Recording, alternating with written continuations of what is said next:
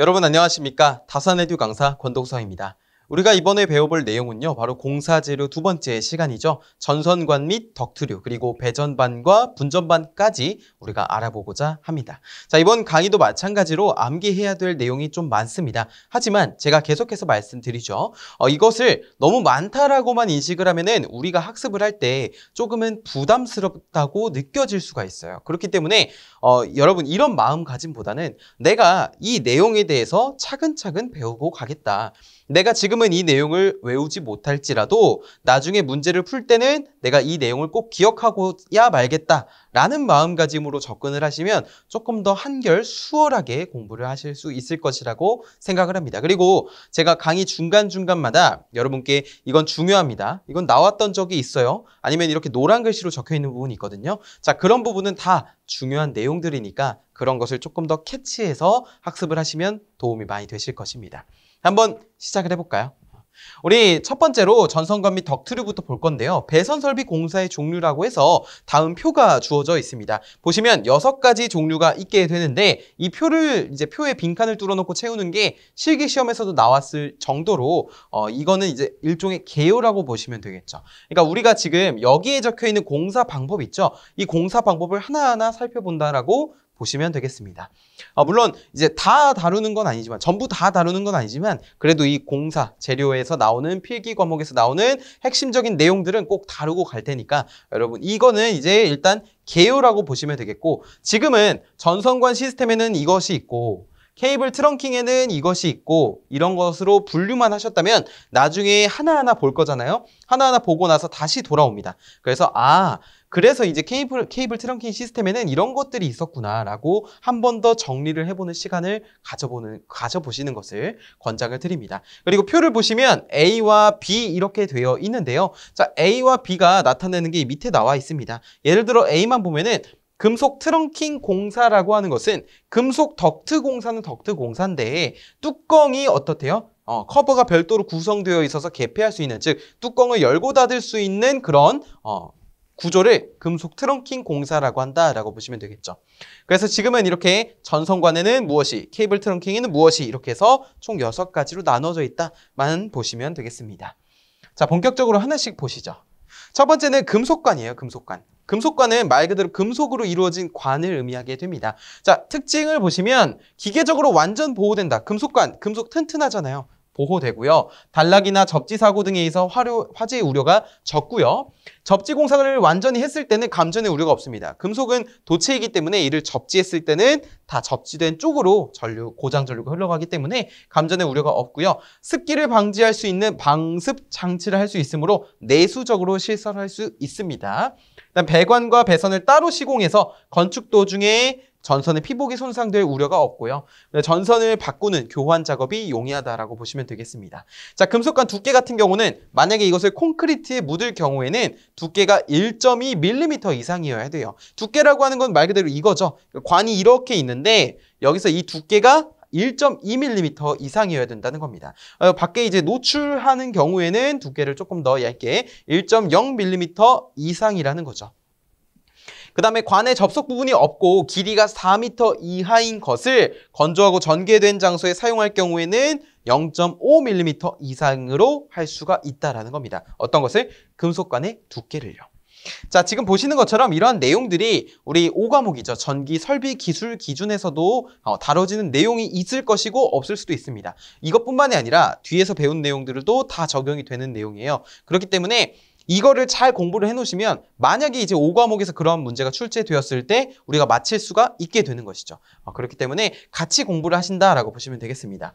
이러한 금속관의 종류에는 이렇게 있습니다. 보시면은 후광전선관이라는 것도 있고 박광전선관이라는 것도 있죠. 자, 보시면은 후광전선관, 관의 두께가 두꺼운 전선관을 말하는 것입니다. 그래서 후광전선관의 두께는 2.3mm 이상입니다. 그 다음에 박광전선관은 관의 두께가 그러니까 얇은 전선관을 말하는 것으로 두께는 1.6mm 이상입니다. 1.6mm 이상. 그래서 여기가 더 두께가 두꺼운 것을 보실 수가 있죠. 그 다음에 나사가 없는 전선관인 경우에는 두께가 이런 4종류가 있습니다. 1.2, 1.4, 1.6, 1.8까지 있어요. 자, 그다음에 관의 호칭이라고 해서 이제 치수, 전격이라고 보시면 되는데 후광전선관 같은 경우에는 근사내경입니다. 근사내경이 뭐냐면 안찌름에 가까운이라는 뜻이에요. 안찌름에 가까운 것으로 짝수로 이루어져 있는 호칭이 어떤 거라고요? 후광전선관. 하나, 둘, 셋, 넷, 다섯, 여섯, 일곱, 여덟, 아홉, 열 가지로 종류가 구성이 되어 있습니다. 박강전선관은 근사외경입니다. 바깥지름에 가까운 어떤 거? 홀수로 구성이 되어 있어요. 하나, 둘, 셋, 넷, 다섯, 여섯, 일곱 종으로 구성이 되어 있습니다. 그래서 우리 이 후광전선관과 박강전선관의 호칭 정도는 꼭 기억하고 넘어가셨으면 좋겠습니다.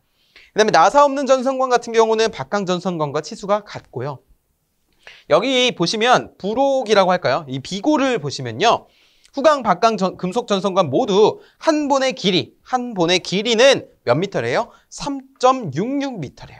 그러니까 이게 KSC 8401 항에 따르면 금속관은 원칙적으로 3660mm 이상으로 할 것으로 되어 있거든요. 아니면 3660mm로 할 것이라고 되어 있는데 그래서 한 본의 길이를 물어봤으면 이렇게 대답을 해줘야 됩니다. 밀리미터인지 미터인지 잘 보시고 이 문제로 여러 번 나왔거든요. 그렇기 때문에 이 한 본의 길이도 꼭 기억을 해주시길 바라겠습니다. 관의 양끝은 나사로 되어 있으며 산화 방지를 위해서 아연 도금 그리고 에나멜 도장이 되어 있다라고 보시면 되겠죠. 자, 그 다음에 금속전선관의 시공입니다. 시공. 금속전선관은 그냥 하는 것이 아니죠. 시공을 통해서 해야 되는데 자, 일단 관을 어떻게 자르고 어떻게 나사선을 내는지를 말해주고 있습니다. 자, 관의 절단은 파이프 바이스에 고정을 시킨답니다. 그 다음에 고정을 시켜요. 이 금속관을. 그 다음에 파이프를 자르는 파이프 커터가 있습니다. 고정을 했으면 우리가 톱질하기도 편하겠죠. 예를 들어서. 그러면은 파이프 바이스에 고정을 시키고 옆에서 파이프 커터로 자르는 겁니다.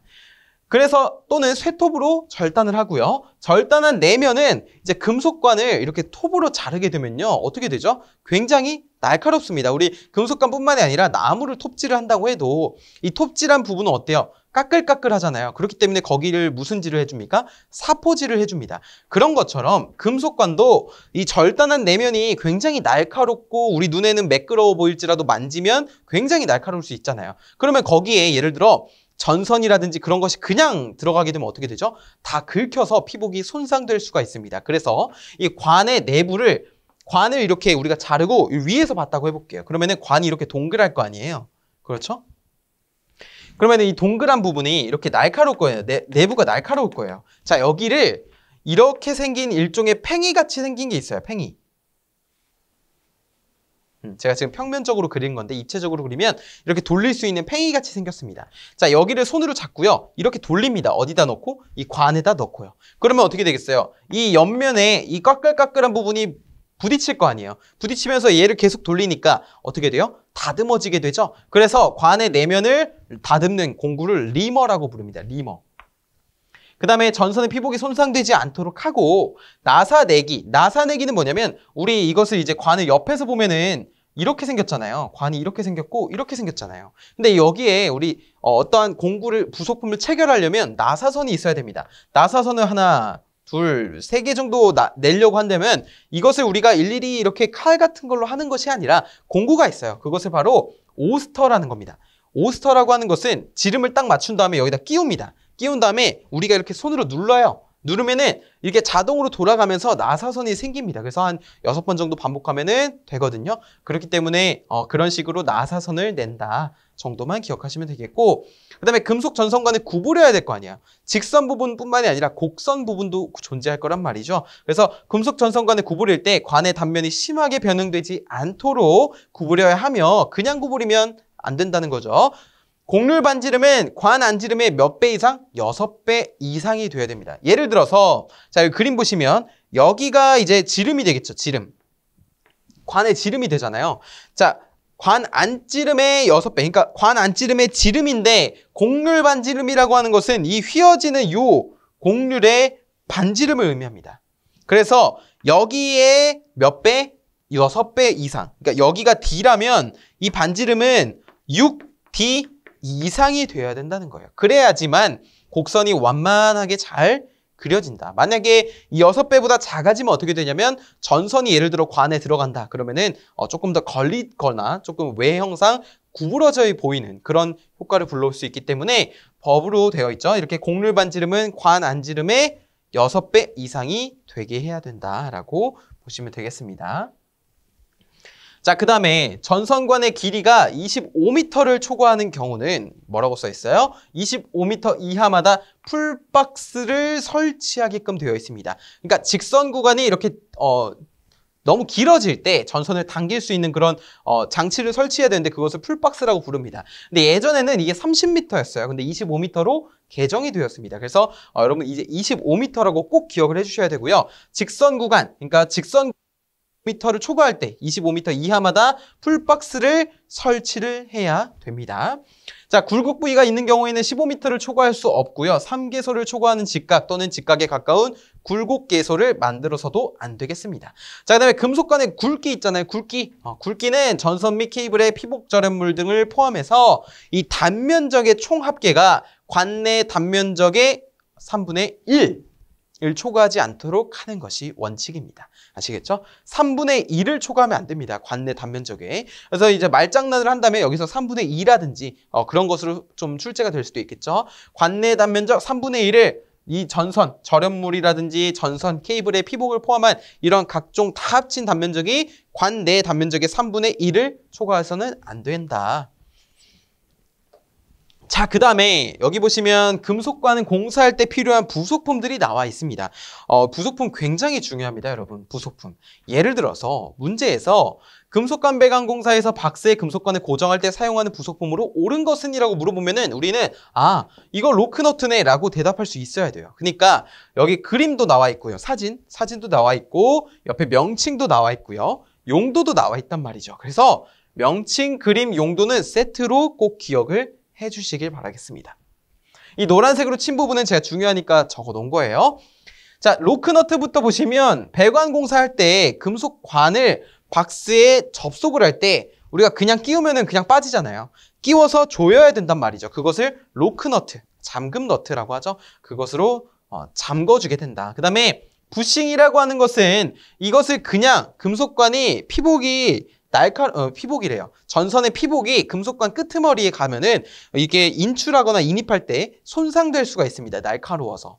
그래서 전선의 절연 피복을 보호하기 위해 금속관 끝에 달아주는 겁니다. 그러면은 완만해지거든요. 그럼 거기를 전선이 이렇게 부딪히더라도 긁히지가 않는 것이죠.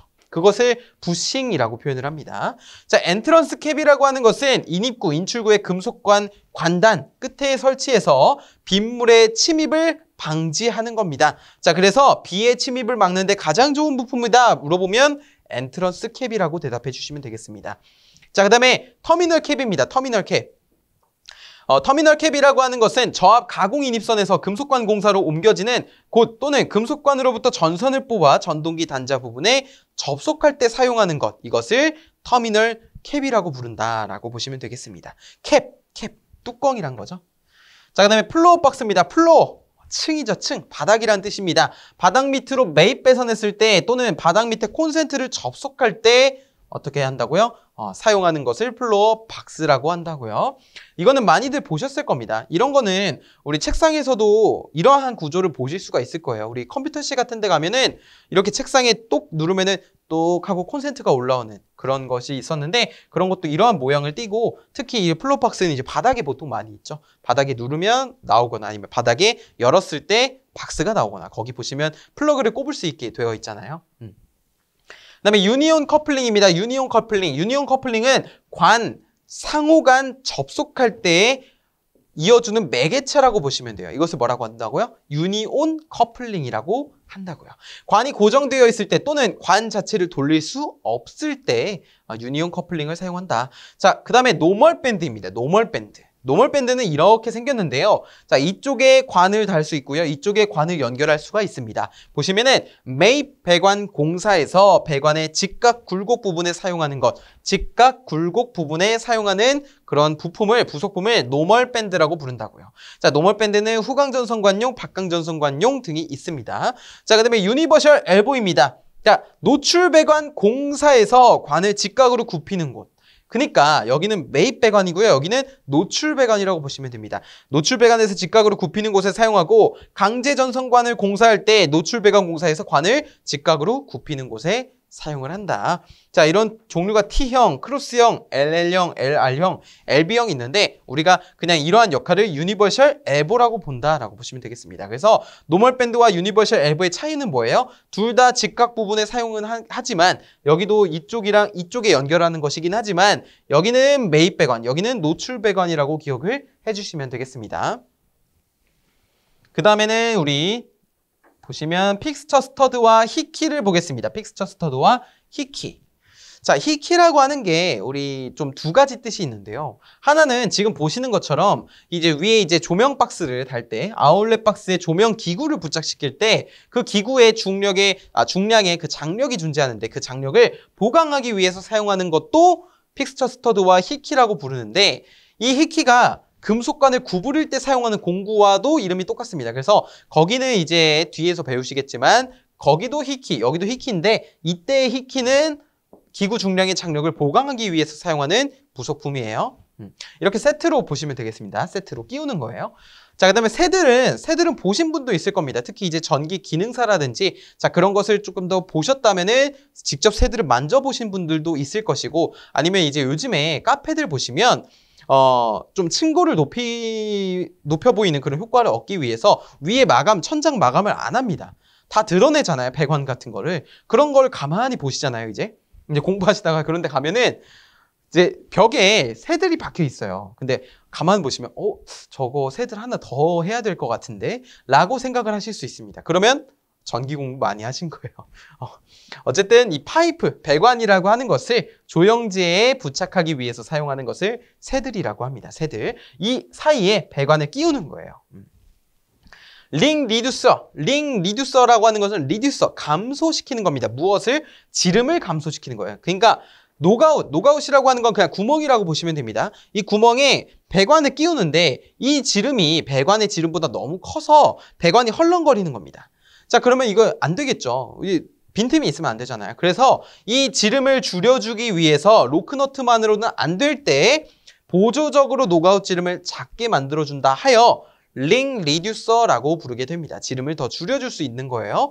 자, 그리고 컨비네이션 커플링은 우리 콤비네이션 피자 하면 뭡니까? 이것도 들어있고 저것도 들어있고 저것도 들어있고 여러 가지 들어있잖아요. 즉 금속관과 가요전선과 상호간에 접속을 할 때 컨비네이션 커플링을 사용을 하게 됩니다. 자, 접지 클램프는요. 금속관 공사에서 관을 접지하는 데 사용을 하는 것이라고 보시면 되겠습니다. 자, 이거 말고도 이제 아까 전에 배웠던 리머랑 오스터 있죠? 리머는 금속관 내부를 내 단면을 매끄럽게 하기 위한 공구고요. 오스터는 금속관의 나사선을 내기 위한 공구였습니다. 그것까지 좀 추가적으로 기억해 주시길 바라겠습니다. 자, 그 다음에 금속관 공사 부속품 보시면 또 이러한 공사입니다. 이러한 공사인데, 자, 이게 카페 가면 이렇게 새들이 있다는 거예요. 그래서, 이 새들을 할 때 금속관에서는 2m 이하마다, 새들을 고정을 시켜 주어야 되고요. 자, 그 다음에 여기 노출 원형 박스도 있고, 금속관을 접속할 때 커플링이란 것도 있고, 유니버셜 T형 있죠? 자, 여기 직각 부분, 노출에서 직각 부분에 사용을 하는 것을 볼 수 있고 여기는 노출 스위치 박스죠. 스위치 박스라고 하는 건 여기에 전등을 켜는 또는 선풍기를 켜는 스위치가 존재하게 됩니다. 거기에 연결을 하게 되고 여기는 이제 직선 구간이 25m를 초과했을 때 당길 수 있는 풀박스가 존재하게 됩니다. 풀박스는 25m마다 설치를 해줄 수가 있게 되고 이 풀박스는 이렇게 접지가 되어 있는 것을 확인할 수가 있습니다. 자, 그 다음에 여기 보시면 로크너트 있고요. 전선관이 있는데 여기 노가웃의 크기가 적당하다면 로크너트만으로 그냥 잠깁니다. 그런데 이 노가웃의 크기가 이 관보다 너무 크다면 여기에 어떤 것을 사용한다고요? 링 리듀서를 사용한다고요. 링 리듀서를 사용을 해서 고정을 시켜주게 되는 것이고 여기는 로크너트의 생김새를 보여준 것이고요. 이 로크너트가 이렇게 들어가게 되겠죠. 그 다음에 여기 링 리듀서 보시면 링 리듀서, 지름을 줄여주는 것이라고 보시면 되겠습니다.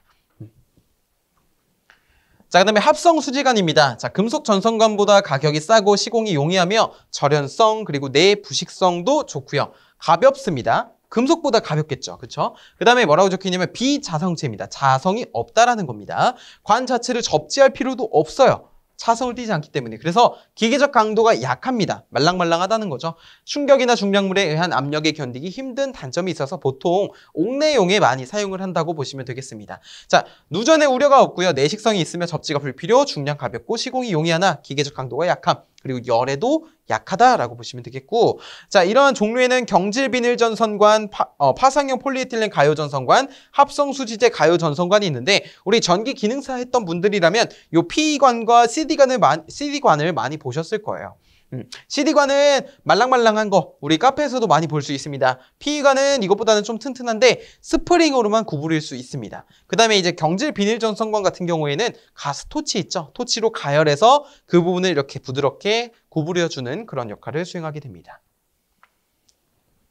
그 다음에 합성 수지관은 어떻게 시공하는지 알아보겠습니다. 자, 전개된 장소나 은폐된 장소 등 어느 곳이나 시공할 수 있다는 것이 가장 큰 장점이고요. 중량물의 압력 또는 심한 기계적 충격을 받는 장소의 시설에서는 안 되겠습니다. 그리고 2층, 그러니까 이중천장에 있는 시설하면 안 되고요. 경질 비닐 전선관의 두께가 2mm 이상인 것을 사용해야 되고, 상호 간의 접속은 어떤 것을 사용한대요? 박스 또는 커플링을 사용을 한다. 자, 전선관 상호, 전선관과 전선관끼리 또는 전선관과 박스 간의 접속 시 전선관을 넣는 깊이는 관의 바깥 지름의 몇 배래요? 1.2배래요. 그런데 만약에 여기 넣는데 이 부분에다가 접착제를 사용하면은 조금 더 줄일 수 있는 0.8배 이상으로 할 것이라고 규정되어 있습니다. 그래서 이거 굉장히 자주 물어봅니다, 여러분. 꼭 기억해 주세요. 관의 바깥 지름의 1.2배, 접착제를 사용하는 경우에는 0.8배, 1.2, 0.8, 1.2, 0.8 꼭 기억을 해주셨으면 좋겠습니다. 그 다음에 꽂음 접속에 의하여 견고하게 접속해야 됩니다. 예를 들어 CD관도 꽂을 때 축 하고 확실하게 꽂아야 된다는 거죠. 관 길이 1.5m 이하마다 새들로 고정시켜야 돼요. 1.5m 이하마다라는 거는 1.5m마다는 최소 새들로 고정을 시켜야 됩니다. 왜냐하면 이것을 고정 안 하잖아요. 그러면은 축 처질 수가 있어요.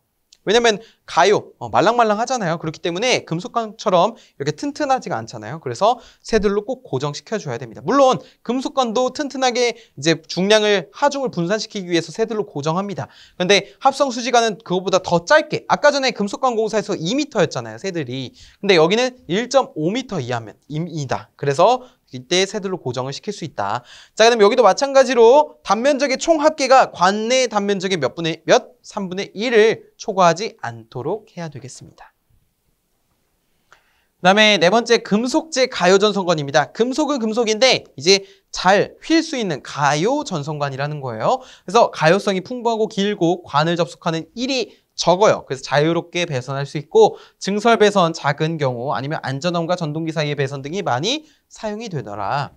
종류에는 다음과 같습니다. 1종 가요 전선관부터 해서요. 비닐 피복 2종, 비닐 피복 2종, 전선관의 크기는 안지름에 가까운 호칭, 안지름은 내부 두께를 제외한 내부 지름을 말하게 되죠. 그리고 길이는 10, 15, 30m로 되어 있다까지 우리가 정리할 수 있겠습니다. 자, 금속재 가요 전선관 호칭은 다음과 같은데요. 보시면 KSC 8422 항에 따라서 가요 전선관 제1종 금속재 가요 전선관과 제2종 금속재 가요 전선관의 호칭이 나와 있습니다. 보시면 아시겠지만 10, 12, 16, 22, 28, 36, 42, 54, 70, 82, 92, 104. 여기는 10, 12, 15, 17, 24, 30, 38, 50, 63, 76, 83, 101로서 우리가 아까 전에 박강전선과 후강전선과 호칭과는 다소 다른 것을 확인할 수가 있죠. 그 다음에 금속재 가요 전선관 마저 보면요. 우리 시공 방법도 한번 보겠습니다. 자, 구부려지는 안쪽 반지름. 구부려지는 이 안쪽 반지름은 가요 전선관 안지름의 몇 배 이상? 6배 이상. 그러니까 곡률 반지름은 6배 이상이어야 된다는 거예요. 바깥 지름에. 금속재 가요 전선관과 박스와의 접속은 커넥터를 사용을 해야 되고요. 커넥터 종류에는 스트레이트 커넥터, 그 다음에 앵글 커넥터, 더블 커넥터 등이 있습니다. 특히 이 관과 박스를 접속하는 커넥터로 스트레이트 박스 커넥터가 있습니다. 이것까지 좀 추가적으로 아시면 좋겠고, 가요 전선관과 가요 전선관 상호 간의 접속은 스플릿 커플링을 사용을 하고요. 금속재 가요 전선관과 금속 전선관의 접속에는 서로 다르기 때문에 컨비네이션 커플링이라는 것을 사용을 하게 됩니다. 이것까지 좀 아시면 되겠습니다. 여기 보시면 가요전선관끼리는 스플릿 커플링으로 접속을 한 걸 볼 수가 있고 여기는 컨비네이션 커플링으로 이쪽과 이쪽 이렇게 다른 것으로 접속을 할 수가 있습니다. 다섯 번째는 케이블 공사입니다. 케이블 공사. 자, 케이블 공사는 시설 방법에 따라서 직접 고정하거나 아니면 고정하지 않거나 아니면 지지선을 이용해서 고정하는 방법 등이 있다는 거예요.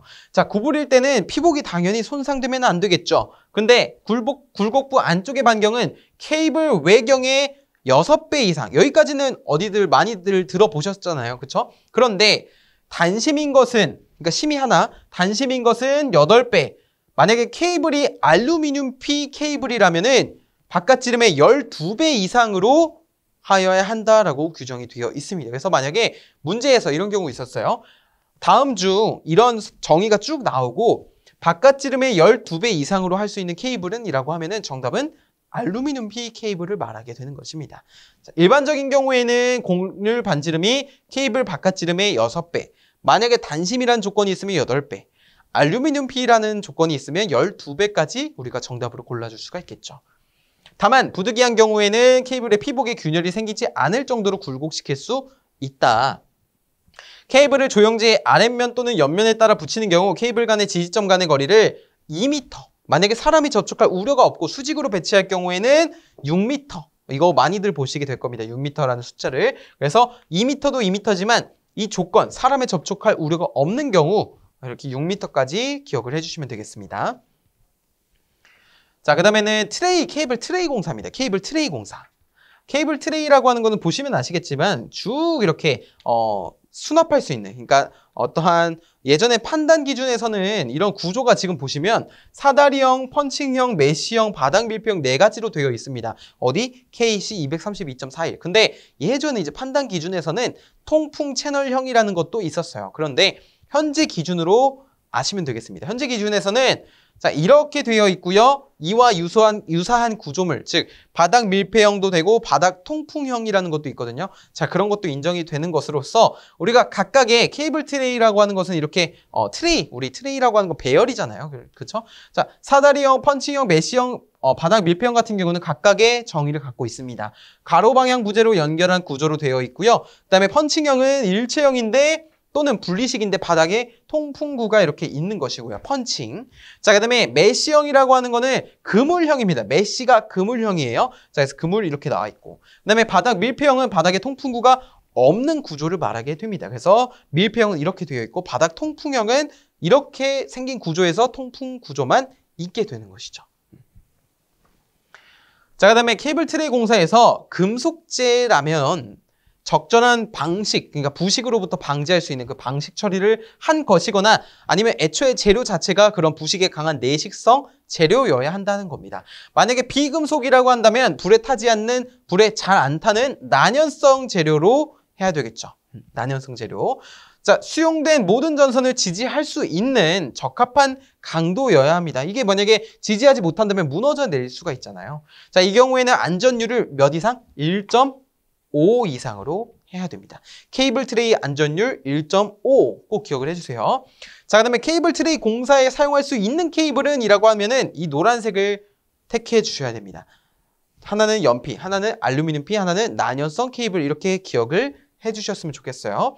절연 전선을 사용해야 되고요. 케이블이 케이블 트레이 시스템에서 금속관, 합성 수지관 등 또는 함으로 옮겨가는 개소에는 그런 장소에는 압력이 가해지지 않도록 지지해야 됩니다. 압력이 있으면 그 개소에서 불안정할 수 있기 때문에 압력이 없도록 해야 된다는 거예요.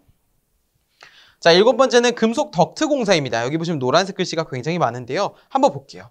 첫 번째는 금속 덕트라고 하는 거는 우리 덕트가 통로예요, 통로. 금속으로 된 전선관이 지나갈 수 있는 통로를 말하게 됩니다. 전선이 지나갈 수 있는 통로. 자, 그래서 폭이 나와 있는데, 자, 폭이 40mm 이상, 두께가 1.2mm 이상인 철판으로 되어 있어야 되고요. 또는 이와 동등한 이상의 기계적인 강도를 가지고 있어야 된다는 겁니다. 자, 그리고 몇 미터 이하 간격으로 3m 이하마다 튼튼하게 지지를 해줘야 되고요. 뚜껑이 쉽게 열리면 안 됩니다. 덕트라고 하는 것은요, 막혀 있는 거예요.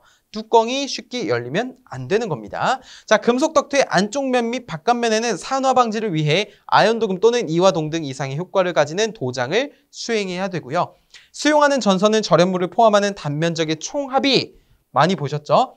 금속 덕트의 단면적의 20% 이하가 되도록 한다.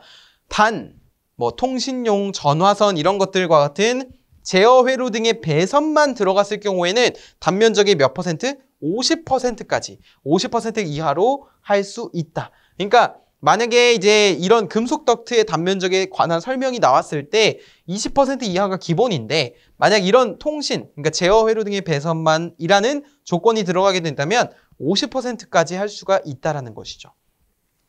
금속 덕트라고 하는 것을 조영제에 취부할 경우에는 트렁킹의 지지점 간의 거리를 몇 미터? 3미터. 그런데 마찬가지로 취급자 이외의 자가 출입할 수 없을 때, 즉 사람의 접근이 조금 떨어질 때 수직으로 붙이는 경우에는 몇 미터? 6미터라는 것을 알 수가 있습니다. 이전에도 이제 6미터 있었죠. 그거 좀 기억을 해주시고. 자, 8번째는 버스 덕트입니다. 버스 덕트. 버스 덕트는 나도체를 적당한 간격으로 수납할 수 있는 그런 덕트를 버스 덕트라고 부르게 돼요. 예전에는 이제 부스라고도 했는데 이제 버스가 맞습니다. 버스 덕트 공사, 덕트를 조영제에 붙이는 경우에는 지지점 간의 거리를 몇 미터? 똑같이 3미터. 금속 덕트랑 동일합니다. 또한 취급자 이외의 차가 출입할 수 없도록 설비한 곳에서 수직한 곳으로 수직하게 붙이는 경우에는 6m가 됩니다. 그러니까 금속 덕트처럼 3m, 6m 기억해 주시면 돼요. 자, 도체는 20제곱밀리미터 이상의 띠 모양, 지름 5mm 이상의 관 모양이나 동글고 긴 막대 모양의 동이래요. 구리를 말하게 되고요. 단면적 30제곱밀리미터 이상의 띠 모양의 알루미늄을 사용한 것일 것. 자, 덕트는 여기 보시면은 덕트의 최대 폭이 나와 있습니다. 이거 꼭 기억을 해주세요. 이 표 많이 물어봅니다. 그래서 이 덕트의 최대폭, 특히 이거 무슨 덕트예요? 이게 덕트의 최대폭만 기억하면 되는 게 아닙니다. 뒤쪽에 더 있거든요. 셀룰러 덕트도 있고요. 플로우 덕트도 있게 되는데 자, 버스 덕트에서 덕트의 최대폭은 다음과 같이 결정이 된다는 거예요. 자, 그래서 덕트의 판 두께는 판의 두께를 말하게 되고요.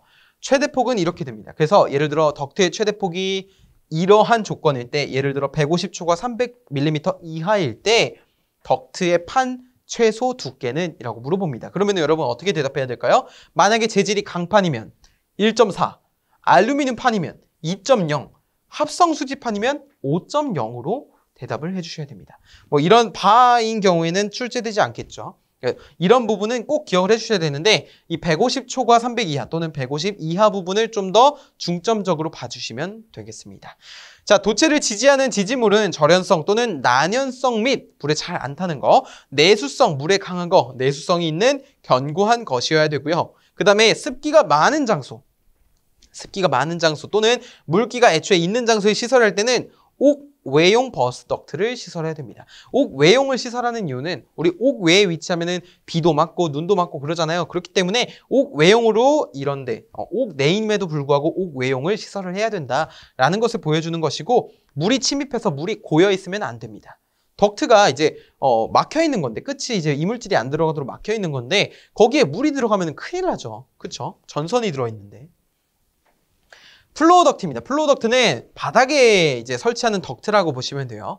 자, 콘크리트 바닥에 보시면 자, 다음과 같이 접속함을 기준으로 해서 이러한 덕트들이 위치하고 있고요. 여기 보시면 금속 관도 있고, 자, 인서트 스타트라고 해서 이게 시작하는 지점을 나타내는 것도 보이게 됩니다. 자, 전선의 단면적이 10제곱밀리미터 또는 알루미늄을 16제곱밀리미터를 초과한 경우에는 단선이 아닌 뭐라고요? 연선을 사용해야 된다고요. 예를 들어서 이런 경우도 나올 수 있죠. 다음 이제 설명이 나오는데 단선인 경우가 설명될 수도 있습니다. 예를 들어서 10제곱밀리미터와 16제곱밀리미터를 초과하면 뭐라고요? 무조건 연선이에요. 근데 만약에 초과하지 않으면 단선도 가능하다라는 거예요. 그런 것을 나타내는 겁니다. 자, 블랭크 와셔라고 하는 거는 우리 접속함을 보시면 자, 지금 제가 그림을 좀 못 그리긴 하지만 여기에 예를 들어 이렇게 관이 위치한다고 한다면 어떤 것은 관이 연결이 되고 어떤 것은 연결이 안 될 거 아니에요. 그러니까 여기 빈 공간이 있을 거잖아요. 이 빈 공간을 이 박스를 일단 정크션 박스라고 하는데 이 정션 박스에 접속하지 않는 이 두 부분을 막기 위해서 여기에 시설하는 거 블랑크 와셔 또는 블랭크 와셔라고 부르게 됩니다. 막아주는 거. 자, 그다음에 플로우 덕트의 폭 및 두께는 다음과 같습니다. 덕트의 최대 폭이 150 이하, 150 초과, 200 이하, 200 초과일 때 각각 1.2, 1.4, 1.6이 돼요. 그러니까 위에 것만 알고 있으면 0.2씩 올라가게 되죠. 이거 최소 두께가 있기 때문에 이상으로 표현을 하게 되는 겁니다. 자, 그 다음에는 우리가 몰드를 한번 보겠습니다. 자, 몰드는 뚜껑이 열 수 있는 거예요. 그러니까 이런 건데 여기 보시면 홈이 있습니다. 근데 홈에 이게 뚜껑이거든요. 덮개거든요. 덮개를 이렇게 끼울 수가 있는 거예요. 그래서 팡 하고 치면 들어갈 수 있게끔 이런 구조를 우리가 몰드라고 부르게 되는데, 자, 몰드는 다음과 같은 특징을 가지고 있다는 겁니다. 저압 옥내 노출 배선을 사용하는 것으로 제가 기술 봉사 갈 때도 이 몰드를 잘 사용을 했습니다. 자, 캡과 베이스로 되어 있어서 조립이 간단하고 조금 더 전선이 눈에 안 보이기 때문에 깔끔하고 보기에도 좋습니다. 건물 벽에 다소 울퉁불퉁한 것이 있더라도 밀착 배관이 가능해요. 몰드를 이렇게 부착하잖아요. 만약에 울퉁불퉁하면은 거기를 조금 다듬거나 아니면은 피스로 이렇게 나사로 이렇게 고정을 시키는 그런 방법도 있습니다. 자, 학교, 지하철, 백화점, 창고, 병원, 공장, 점포, 사무실 등의 이러한 공법이 주로 사용이 됩니다. 여러분 주변에도 흔히 찾아볼 수 있을 거예요. 자, 이러한 몰드는 자, 보시면 전선은 절연 전선이어야 됩니다. 절연 전선 또는 케이블. 근데 절연 전선도 다 되는 게 아닙니다. 옥 외용 비닐 절연 전선은 안 됩니다. 그래서 절연 전선인데 저 부분은 빼고 외워야 되겠구나라고 이해하시면 되겠고요. 케이블을 사용해야 되고, IP 코드 같은 경우는 이렇게 IP2X, IP4X, IPXXB, IPXXD라고 되어 있는데, 자, 이 부분은 그냥 어떻게 읽든지 상관없습니다. 하지만 이 코드별로 정의 정도는 한번 쭉 읽어보시는 것이 좋고요. 자, 그 다음에 세부 내용 같은 경우에는 지름 12mm, 길이 80mm, 지름 12.5mm보다 큰 고형물, 이런 주요 핵심 키워드만 조금 기억을 하시면 좋아요. 근데 제일 중요한 건 몰드의 IP 코드는 이렇게 4가지가 있다라는 것만 좀 기억을 해주시면 되겠습니다. 여기 보시면 손가락 접근에 대한 보호도 이렇게 상세하게 세부 내용이 정해져 있죠. 자, 그 다음에 두 번째, 세 번째, 네 번째, 다섯 번째까지 볼게요. 자, 첫 번째는 이제 전선의 단면적. 전선의 단면적이 10제곱밀리미터, 알루미늄은 항상 나오죠. 16제곱밀리미터를 초과하는 경우에는 어떠한 선을 사용해야 된다? 연선을 사용해야 된다. 합성 수지 몰드, 이 부분 굉장히 잘 나옵니다. 이거 꼭 외워주세요. 합성 수지 몰드는 홈의 폭, 그 다음에 깊이, 폭 깊이, 그쵸? 깊이가 35mm 이하, 두께는 2mm 이상이어야 하는데 여기 조건이 붙습니다. 단, 사람이 쉽게 접촉할 우려가 있으면 조금 더 넓게 할 수 있어요. 넓고 얇게. 폭이 50mm 이하까지 되고요. 두께는 1mm 이상입니다. 여기는 사람이 접촉할 우려가 있기 때문에 35mm보다 작게, 두께는 2mm 이상이었는데 사람이 접촉할 우려가 없으니까 폭이 50mm보다 작게, 두께는 1mm 이상이 되는 거예요. 황동제 또는 동제 몰드는 폭이 50mm 이하, 두께 0.5mm 이상인 것일 것. 그 다음에 단면적의 총합계가 해당 몰드 내 단면적의 몇 퍼센트? 20%를 초과하지 않도록 하는 것입니다. 자, 그 다음에 금속 트렁킹 공사입니다. 보시면은 금속 트렁킹 공사는 우리 관에 이렇게 구멍을 판다고 보시면 되겠는데요. 자, 공장, 사무실 등에서 다수의 배선을 수납할 수 있는 공사 방법이라고 보시면 되겠습니다. 이미 사용 중인 금속 덕트 중에서 개폐할 수 있는 덮개가 설치되는 금속 덕트 중에서 개폐할 수 있는 덮개가 있는 경우에는 금속 트렁킹이라고 표현을 하게 되는 것입니다. 만약에 금속 트렁킹이라고 하는 것을 조영지에 취부할 경우에는요, 지지점 간의 거리를 3m, 만약에 사람의 취급자 이외에 사람이 출입할 수 없고 설비한 곳에서 수직으로 붙이는 경우에는 6m 이하, 굉장히 많이 보이는 숫자죠. 자, 그 다음에 절연전선을 금속 트렁킹 내에 넣을 경우, 동일한 금속 트렁킹 내에 넣을 경우 피복 절연물을 전부 다 포함을 해서 단면적의 총합계가 트렁킹 내 단면적의 20%를 초과하지 않고, 다만 제어 회로 등의 배선을 사용하는 것만 취급할 경우에는 몇 퍼센트? 50% 이하가 되어야 되겠습니다. 자, 그 다음에 금속 트렁킹 내부 배선을 수직 또는 경사지게 시설하는 경우에는 이동을 막기 위해서 전선을 적당하게 지지를 해야 되고요. 움직이지 않도록. 자, 마루나 벽을 통과할 때는 관통 부분에서 접속해서는 안 되겠습니다. 손상이 될 우려가 있다는 거예요. 자, 그다음에 케이블 트렌치 공사입니다. 보시면은 건축물의 내부 바닥을 파서 만든 도랑이라든지 부속 설비를 우리가 케이블 트렌치라고 부르면 되겠는데요. 자, 설치 장소에만 이러한 설치 장소에만 적용한다라고 보시면 되겠습니다. 자, 케이블 트레이 공사를 준용을 하게 되는데, 자, 접속부는 방습 효과를 가지고 있어야 되고요. 왜냐하면 이제 내부 바닥을 파서 만들기 때문에 습기에도 강해야 됩니다. 점검 또한 용이해야 되겠고요. 자, 배선 회로별로 구분을 하는데 2m 이내의 간격으로 받침대 등을 시설을 해야 되고, 가스관이나 수도관 이런 것처럼 다른 시설물을 설치해서는 안 되겠습니다. 그리고 케이블 트렌치는 외부에 있는 고형물이 들어가지 않도록 IP2X 이상으로 시설해야 된다라고 해서 이러한 보호 등급까지 꼭 같이 봐주시면 되겠습니다.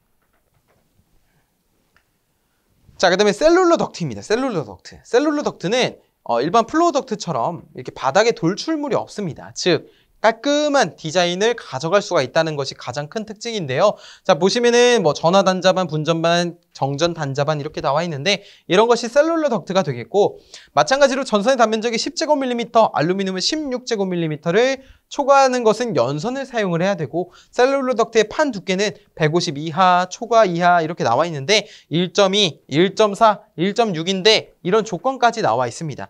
이런 경우는 셀룰러 덕트에만 한정이 되는 것이니까 한번 조건을 쭉 한번 읽어보시면 좋을 것 같습니다. 이런 조건에 적합하다라고 하면은 1.2까지 줄일 수 있다라는 거예요. 원래는 원칙적으로 1.4지만 부속품의 판 두께는 1.6mm 이상이어야 되겠습니다. 자, 우리 이렇게까지 배운 내용을 개념 확인을 통해서 한번 정리를 해보겠습니다. 여러분 한번 풀어보시고 저와 함께 개념 확인해서 정리를 해보시죠. 자, 문제 한번 볼까요? 금속관 공사 시 콘크리트에 묻을 경우 두께는 1.2mm 이상이어야 한다. 우리 콘크리트에 금속관을 묻게 되면은 1.2mm 이상이어야 합니다. 자, 두 번째로 금속관 공사를 할 때 곡률반 지름은 관 안지름의 4배 이상이 아니라 6배 이상이 되어야 되겠고요. X가 되겠죠. 자, 금속관 공사를 할 때 피복 절연물을 포함한 단면적의 총합계가 관내 단면적의 3분의 1을 초과해도 상관없다가 아니라 상관있죠. 초과하면 안 된다고 했잖아요. 그 다음에 배관의 직각 굴곡 부분에 사용하는 구속품은 노멀 밴드이다. 만약에 이제 매입 배관 공사가 아니라 노출 배관 공사라고 한다면 유니버셜 엘보가 되겠죠. 5가 되겠고, 금속관을 아웃렛 박스 등의 노가웃에 설치할 때 이 노가웃의 지름이 관의 지름보다 커서 로크너트만으로는 고정할 수 없을 때 사용하는 것은 링 리듀서라고 했습니다. 지름을 줄여주는. 자, 그 다음에 금속 덕트 내에 제어 회로 배선만 넣는 경우에는 단면적의 50% 이하까지 할 수 있습니다. 자, 플로어 덕트를 공사할 때 알루미늄 선의 경우 16제곱밀리미터를 초과하는 것은 단선을 사용해야 된다. 단선이 아니라 연선을 사용해야 되겠죠. 셀룰러 덕트 최대폭이 150mm 이하라면 두께 최소는 1.2mm여야 됩니다. 그래서 X가 되겠죠. OXX, OOO, XX가 되겠습니다. 많이 맞히셨나요? 잘하셨을 거예요. 저는 그렇게 생각합니다. 이어서 우리 배전반 및 분전반의 시설을 한번 보겠습니다. 배전반 및 분전반의 시설인데 이 부분부터 우리 이제 배전반이나 분전반 같은 경우는 조금 더 중요한데 이 뒤쪽으로 가면은 자, 이 뒤쪽으로 가면요. 수변전 설비 구성, 이런 큐비클의 종류, 개폐 장치, 개폐 장치뿐만이 아니라 전력 퓨즈, 계전기 등이 나오게 되는데 이 뒤쪽에 있는 이 계전기 같은 경우는 사실 이제 동작 쪽만 보시면 되겠고, 여기 퓨즈도 이런 특징 같은 거 있죠. 그거 위주로 좀 봐주시면 되겠고, 개폐 장치도 명칭과 약호 그리고 어디에 주로 사용을 하는지 정도만 좀 보시면 충분히 학습을 이어나가실 수가 있을 것입니다. 자, 이어서 한번 볼게요. 이 배전반이라는 것은 무엇이고 분전반이라고 하는 것은 무엇인지. 배전반이라고 하는 거는 이제 수전을 하잖아요. 전기를. 그 수전을 하면은 용도별로 분배를 해주는 겁니다. 즉 분전반에 전원을 공급해주는 곳이고요. 분전반은요, 거기서 공급받은 전원을 용도별로 이렇게 누전 차단기로 하여금 분전반 용도별로 부하별로 다시 배분해주는 역할을 수행하는 것이 분전반이 되겠습니다. 배전반에서는 주 차단기로 보통 기중 차단기라든지 아니면 배선 차단기를 사용을 하게 되고요. 분전반도 마찬가지로 기중 차단기, 배선 차단기, 누전 차단기를 주로 사용을 하게 됩니다.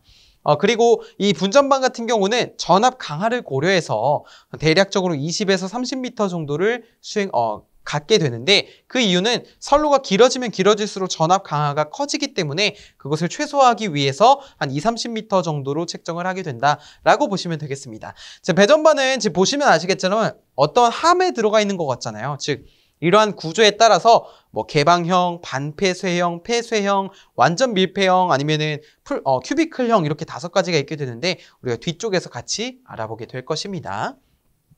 그래서 배전반과 분전반을 한 번 더 정리를 내리면 다음과 같이 정리를 내릴 수가 있겠죠. 기기의 상태를 정확하게 파악을 해서 적당히 조작적으로 보호를 할 수 있는 거. 분전반은 뭐 기계기구로 배선하는 전선을 분기하는 곳에 개폐기, 분기 개폐기 및 자동 차단기 등을 설치할 수 있도록 시설한 것을 말하게 됩니다. 자, 그래서 배전반 및 분전반은 다음 각호와 같은 장소에 시설을 해야 되겠는데요. 첫 번째는 전기 회로를 쉽게 조작할 수 있어야 하며 개폐기를 쉽게 개폐할 수 있는 장소여야 되고 노출된 장소, 안정적인 장소에 시설을 해야 됩니다. 노출은 되어 있지만 안정적인 장소에 시설을 해야 된다는 거죠. 자, 그다음에 분전반의 시설도 굉장히 중요합니다. 자, 이 위에는 노란색 글씨만 좀 보시면 되겠고 아래도 이제 노란색 글씨 위주로 봐주시면 되는데 자, 옥측이나 옥외 바깥에 설치하는 경우에는 물에 강한 방수형의 것을 시설해야 되고요. 옥내에 시설할 경우에 배 분전반에 이 기구 및 전선을 쉽게 어떻게 해야 된다고요? 점검할 수 있어야 되겠고요. 자, 그다음에 옥내에 설치하는 배전반, 분전반은 불연성 또는 난연성이어야 되겠죠. 불에 잘 타면 안 되거나 아예 안 타야 됩니다.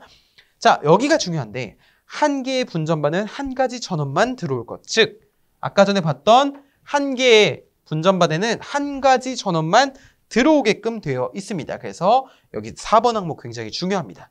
문제에서 여기 2가지로 바꿔놔서 출제되는 경우가 있어요. 그래서 이걸 꼭 기억을 해주시고 그 다음에도 중요한데 노출된 충전부 굉장히 위험하거든요. 충전부가 있는 배전반 또는 분전반은 취급자가 아닌 다른 사람이 출입할 수 없도록 할 것입니다. 쉽게. 그래서 1번부터 5번까지 굉장히 중요하다고 할 수 있습니다. 한번 정리해보고 가시고요. 자, 그 다음에는 배전반 및 분전반을 설치해서 반의 시설입니다. 배전반, 분전반의 시설이에요. 자, 노출하여 시설하는 배전반 및 분전반의 재료는 당연히 불에 잘 타지 않는 불연성이어야 하고요. 만약에 이것에 해당하는 것에 대해서는 난연성의 합성 수지 성형품 또는 목재를 사용할 수 있는데 자, 이런 3가지 경우가 있습니다. 다만 여기 보시면은 커버 나이프 스위치는 현재로서는 거의 사용되지 않는다라고 보시면 돼요. 예전에 이제 나이프 스위치에 뚜껑을 씌운 게 커버 나이프 스위치거든요. 자, 그래서 거기서 사용이 됐었지 요즘에는 그냥 다 배선 차단기를 사용을 하게 됩니다. 자, 목재의 반은 충전 부분을 직접 부착해서는 안 되고요. 반의 뒤쪽은 배선 및 기구를 배치하지 말아야 되고요. 반의 옆쪽에 소형 덕트를 설치할 경우에는 이 덕트가 뭐 전선이 눌린다든지 아니면 전선이 구부러진다든지 하면 안 되는 정도로 조금 더 크게 할 수 있는 것이어야 한다라고 규정을 하고 있습니다. 자, 그 다음에 함의 시설입니다. 함, 분전 함. 함은 배전반 및 분전반을 넣은 함으로써 난연성 합성 수지로 된 것은 두께 1.5mm 이상의 어떤 거? 내아크성이어야 되고요. 아크를 견딜 수 있어야 된다는 거죠. 자, 그 다음에 강판재, 철판이죠. 강판재의 것은 두께 1.2mm 이상이어야 하며 가로, 세로의 길이가 만약에 30cm 이하이라면 두께 1.0mm 이상으로 할 수 있다는 거예요. 그러니까 두께를 조금 더 얇게 할 수 있다. 자, 목재 분전함인 경우에는 두께 1.2cm인데 뚜껑은 제외입니다. 뚜껑 포함이 아니에요. 뚜껑 제외하고 두께 1.2cm의 불연성 물질을 안에 바른 것이어야 되겠고요. 이 뚜껑을 포함으로 바꿔서 자주 출제가 됩니다. 유의해 주시고 절연저항 측정 또는 전선 접속 단자의 점검이 용이한 구조여야 되고요. 금속재의 함, 이를 지지하는 금속 프레임 또는 구조물은 접지를 해줘야 됩니다. 금속이기 때문에. 그 다음에 밑에 보시면 배전반과 분전반의 소형 덕트 폭의 표가 나와 있을 겁니다. 그 중에서 한 35 이하, 95 이하, 그 다음에 240 이하 정도만 좀 보시면 좋을 것 같아요. 분 배전반의 소형 덕트의 폭이라 해서 단위가 센티미터로 나와 있죠. 자, 8, 10, 15가 되겠습니다.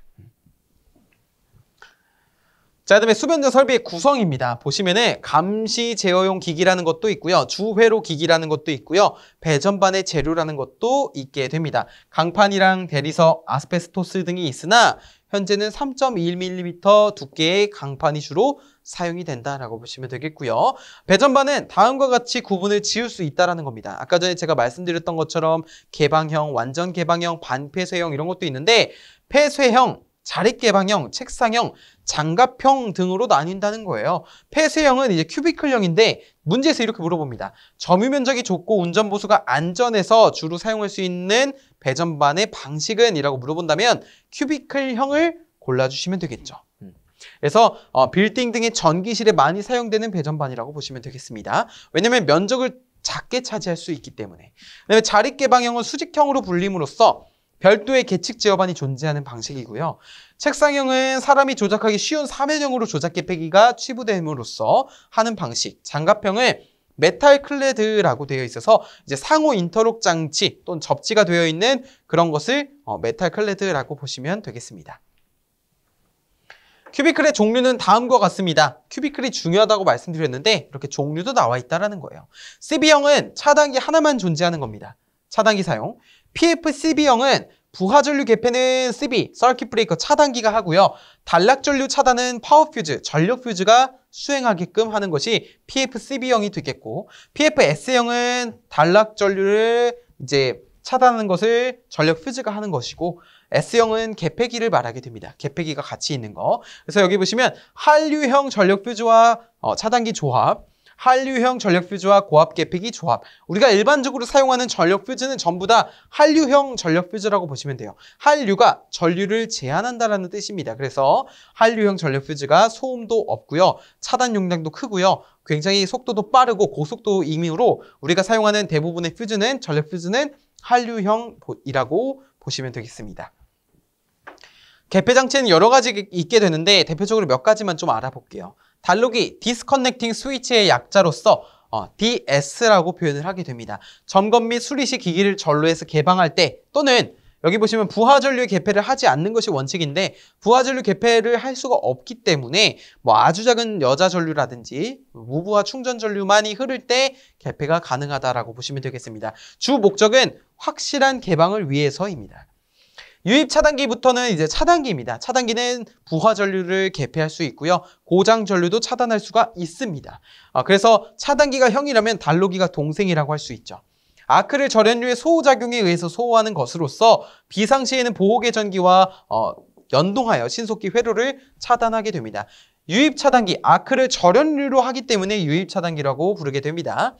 자, 진공 차단기는 고진공 중에서 전류를 차단하므로 외기의 영향을 받지 않고요. 자, 가스 차단기는 SF6 가스를 사용하게 됩니다. 특히 이 SF6 가스는 불활성 기체로서 무독, 무색, 무취의 특성을 나타내고 공기에 비해서 소호 능력뿐만이 아니라 절연 내력 또한 좋게 됩니다. 그래서 SF6 가스를 이용한 차단기는 가스 차단기다라고 보시면 되겠어요. 그다음에 기중 차단기는 이제 저압 배전반의 주 차단기로서 사용을 하게 되는데 여기는 MCCB도 같이 이용이 됩니다. 기중 차단기 같은 경우는 이제 대기압을 이용을 해서 차단을 하는 것으로서 기타의 이상 상태에 따라 차단하기 위해 설치를 하게 되고요. 자기 차단기 같은 경우는 전자력에 의해서 아크를 소호하는 역할을 수행하게 됩니다. 그다음에 고압 또는 특고압 컷아웃 스위치가 있는데 여기 보시면 PCS라고 되어 있죠. 이거는 프라이머리 1차 측에 설치한다라고 해서 프라이머리 컷아웃 스위치 또는 그냥 컷아웃 스위치 COS를 주로 사용하게 됩니다. 그래서 여러분 COS만 기억하셔도 됩니다. 컷아웃 스위치는 우리 주상 변압기 1차 측에 설치를 해서 보호하는 역할을 수행하게 되는데요. 그래서 프라이머리라고 부르게 됩니다. 1차 측이라서. 변압기 1차 측의 과전류 차단기로서는 유입 차단기, 방출형 퓨즈, 고압 또는 특고압 컷아웃 등이 있는데 현재 사용되고 있는 것은 거의 고압 또는 특고압 컷아웃 스위치로 보통 사용이 되더라라는 것만 좀 기억을 해주시면 되겠습니다. 자, 그다음에 전력 퓨즈를 보시면 파워 퓨즈인데 자, 전력 퓨즈의 특징이 굉장히 중요합니다. 특징. 가격이 저렴하고요. 그다음에 소형이고요. 소형이지만 차단 용량은 크고요. 재투입이 불가능해요. 퓨즈는 이 안에 퓨즈가 들어있는데 이것이 한번 용단되면은 끊어짐으로써 다시 재투입 불가능합니다. 차단기는 트립이 되면은 다시 투입할 수 있잖아요. 그쵸? 근데 퓨즈는 끊어지면은 교체를 해줘야 돼요. 그래서 재투입이 불가능하다라는 게 가장 큰 단점이고, 가격 저렴, 소형 차단 용량 크고 고속 차단 가능하며 보수가 용이하다라는 용이한 장점을 가지고 있게 됩니다. 자, 그다음에 여섯 번째는 계전기입니다. 계전기는 과전류 계전기 OCR이라고 부르게 되는데요. Over Current Relay라고 부르게 됩니다. 일정 값 이상의 전류가 흘렀을 경우에 동작하는 계전기로서 만약에 이제 이 정도 이상의 값이 흐르게 되면은 이거는 안 좋은 상태입니다라고 인식을 해서 차단기를 트립시키거나 하게 되죠. 신호를 주게 되는 것이죠. 자, 두 번째는 전압 계전기입니다. 볼테이지 릴레이라고 하는데 이게 넘으면 over, 낮으면 under라고 부르게 되는데 과전압 계전기, 부적전압 계전기 모두 다 해당이 됩니다. 회로의 전압이 높아지거나 낮아짐으로써 동작하는 계전기를 말하게 되고, 이게 전압이 낮아도 문제예요. 전동기에는 전격 전압이라고 하는 것이 있는데 이 전격 전압보다 낮은 전압이 공급이 된다면 전류가 커져서 손상될 우려가 있습니다. 왜냐하면 전력은 그대로인데 전압이 줄어드니까 전류가 많아지게 되겠죠. 그러면 모터가 탈 수가 있습니다. 세 번째는 접지 계전기입니다. 접지 계전기는 지락 계전기라고도 부르게 되는데요. 그라운드 릴레이가 되겠죠. 자, 고압전 선로에 사고가 발생했을 때 동작해서 회로의 유입 차단기를 자동적으로 차단하는 역할을 수행하게 되고, 이것이 만약에 접지하지 않은 선로에 들어가게 된다면 이 비접지식 계전기가 사용이 되는데 이것을 우리가 SGR이라고 합니다. 그러니까 즉 접지 계전기는 영상 전류를 검출하는 거예요. 우리 지락 전류는요, 영상 전류로 구성이 되어 있습니다. 그래서 영상 전류를 검출하면 이게 지락이 발생했는지 발생하지 않았는지를 알 수가 있고, SGR이라고 하는 것은 선택 지락 계전기로서 병행한 회선에서 고장난 회선만을, 지락 사고가 난 고장난 회선만을 선택적으로 차단할 수 있는 그런 계전기가 되겠습니다. SGR. 그 다음에 비율 차동 계전기가 있어요. 이거는 위상차가 존재할 때, 변압기 1, 2차 간에 뭐 델타 Y라든지 이런 위상차가 존재할 때는 차동 계전기를 사용할 수가 없습니다. 그래서 일정 값 이상의 이런 차가 발생했을 때 동작 코일에 전류가 흘러서 고장으로부터 보호하는 역할을 수행하는 게 바로 비율 차동 계전기가 되겠고, 변압기 내부 고장을 검출하는 데 주로 사용이 된다라고 보시면 되겠습니다. 그래서 오동작을 할 우려가 있는 경우, 왜냐하면 1, 2차가 불평형이 발생하기 때문에 그런 단순한 차에도 오동작을 할 우려가 있을 경우에는 차동 계전기가 아닌 비율 차동 계전기를 사용을 한다라고 보시면 되겠습니다. 자, 그다음에 계기용 변성기를 보시면요, 5차 계급이 있는데요. 계급을 보시면 표준용, 일반 계기용이 있는데 계급에는 그냥 이 정도가 있구나라고 보시면 되겠고, 자, 계기용 변성기의 정확도를 나타내는 게 그냥 5차다라고 보시면 되겠습니다. 자, 계기용 변성기 시험용의 표준기, 특별 정밀 계기용에는 보통 0.1급과 0.2급이 사용이 되고요. 배전반용에는 3.0급이 사용이 된다라고 보시면 되겠습니다. 자, 그 다음에는 이제 변류기입니다. 변류기 보시면 CT라고 해서 커런트 트랜스포머예요. 변류기는 이제 대전류를 저전류로 변성을 해서 기기나 측량기기, 측정기기, 계전기에 공급해주는 용도로 사용되는 게 변류기가 되겠는데, 전격 전류는 일반적으로 5A가 되겠습니다. 자, 영상 변류기 같은 경우는 이제 선택 지락 계전기에서 이제 이런 지락 계전기에서 영상 전류를 검출한 것처럼 영상 변류기에서는 마찬가지로 SGR과 함께 이용을 함으로써 우리가 지락 사고를 보호할 수 있는 계전기라고 할 수가 있게 되는 것이죠. 제로 페이스 커런트 트랜스포머라고 부르게 됩니다. 그래서 영상 변류기예요. 영상 변류기. 영상 변류기는 삼상인 경우에는 이렇게 여기에 3개의 선이 들어가게 되고요. 단상의 경우에는 단상선만 들어가게 되는 것이죠. 배전선의 지락사고 보호에 이용되는 것이 막 나오게 되고, 여기 보시면 전격 전류가 있습니다. 굉장히 중요합니다. 문제로도 출제된 적이 있어요. 영상 변류기의 1차 전격 전류와 2차 전격 전류, 이 두 가지는 꼭 기억을 해주셨으면 좋겠습니다. 그리고 계기용 변압기가 있는데요. PT라고도 하고 VT라고도 합니다. 포텐셜 트랜스포머 또는 볼테이지 트랜스포머라고 하는데, 고전압을 저전압으로 변성을 해서 마찬가지로 이런 계전기에 공급을 해주는 용도가 됩니다. 권수비가 나와 있고요. 전격 전압은 일반적으로 110V가 됩니다. 2차 측 전격 전압은요. 여기는 2차 측 전격 전류가 되는 겁니다. 자, 그 다음에 접지형 계기용 변압기 GPT입니다. GPT. 자, 그라운디드 포텐셜 트랜스포머의 약자로서 우리가 YY 오픈 델타 결선으로 보통 연결을 하게 되는데, 자, 여기 보시면은 1차, 2차, 3차가 됩니다. 자, 그래서 접지형 계기용 변압기에서는 주로 무엇을 검출하게 되냐면 여기 적혀 있네요. 영상 전압을 검출하는 데 사용이 됩니다. 영상 변류기는 영상 전류를 검출하는 거잖아요. 영상 전압을 검출하는 건 뭐라고요? 접지형 계기용 변압기가 된다고요. 이것도 꼭 기억을 해주시고, 전력 수급용 계기용 변성기는 MOF, 메터링 아웃퓨스로서 부르게 되는데 PT, CT 이런 것들이 한 함에 들어있는 겁니다.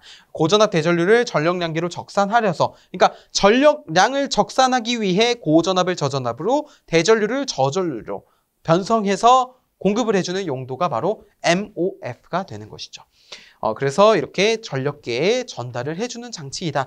최대 수요 전력계는 우리가 약호로 DM이라고 표현하게 됩니다. 자, 이렇게 해서 우리가 배전반 및 분전반의 시설까지 알아봤습니다. 정말 고생 많으셨고요. 우리 다음 과정에서는 나머지 공사재료 파트에 대해서 한번 배워보도록 하겠습니다. 고생 많으셨습니다. 저는 다음 강의에서 찾아뵙겠습니다. 감사합니다.